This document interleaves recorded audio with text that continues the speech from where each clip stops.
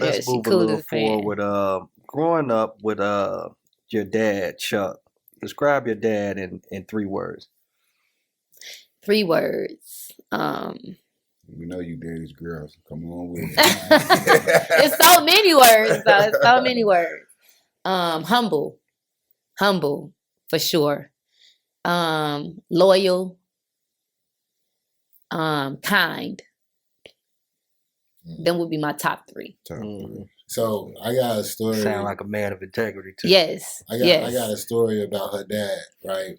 So, this is something that's sidebar, but I had a nephew of mine go to jail, and show you how small the world is. My nephew ended up in the same federal institution as her dad, and as his story goes, he was walking past the cell and they was playing some music or whatever, and he was like, "How you know him?" And he was like, "That's my uncle."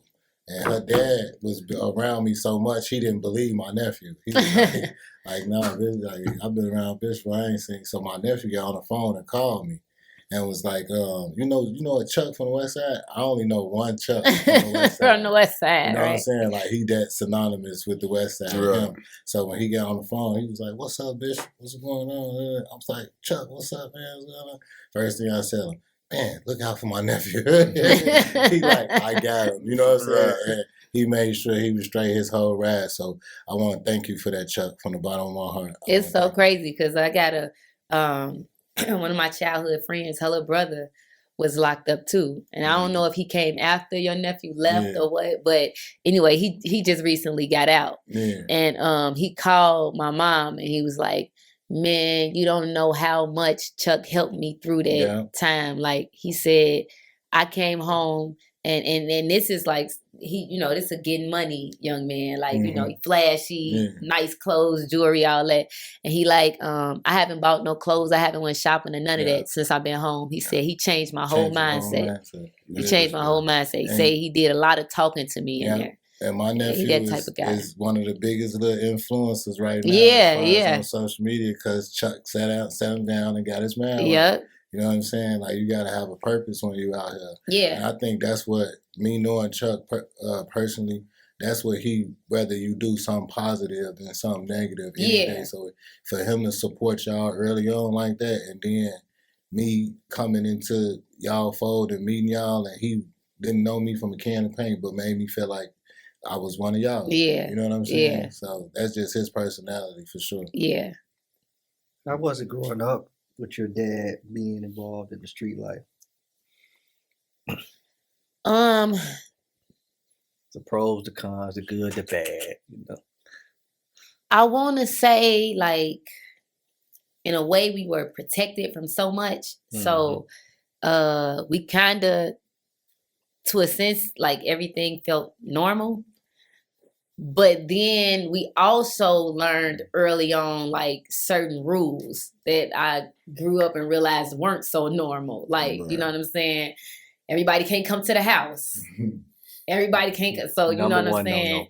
Everybody can't. That's the number one no. You know what I'm saying? And it's crazy because we had that type of family where, like, everybody wanted to be around. Like, you know what I'm saying? Like, we tight-knit, funny, fun, like, you know what I'm saying? We that type of family. So all of our friends wanted to be around us at our crib and all of that. You know what I'm saying? But my dad was real big on, like, everybody can't be around. It's just like certain rules. We can't go any and everywhere. We can't be around any and everybody. And we knew how to move very young.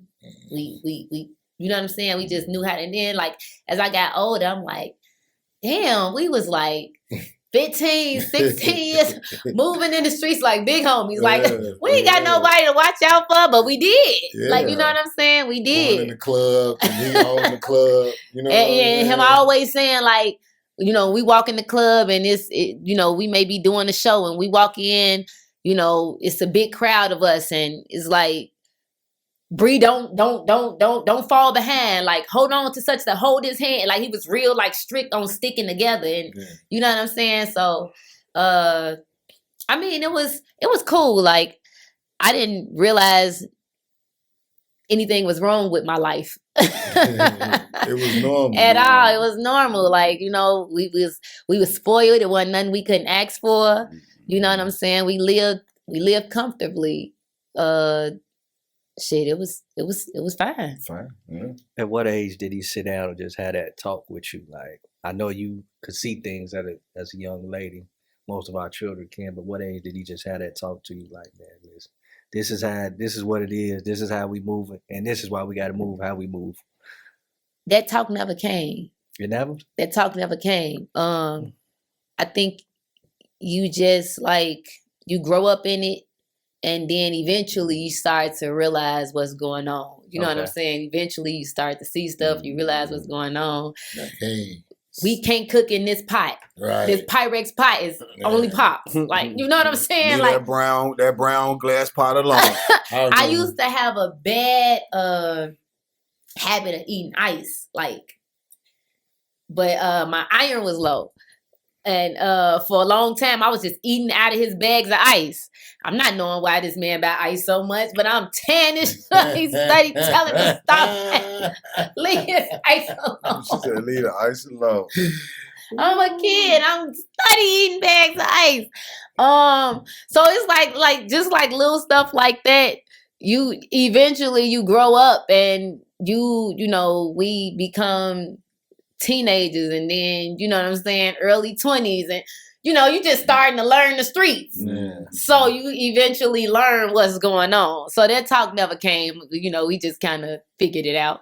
Oh, okay, cool. What made y'all? So do you think that he would have ever wanted y'all to go down the path that he went down, like by him not having that talk? Did y'all realize like it's cool, but something about this is like, you know, I need to stick to what I'm doing and not try to follow him behind my daddy footsteps? He made that, like, he was very strict with that, like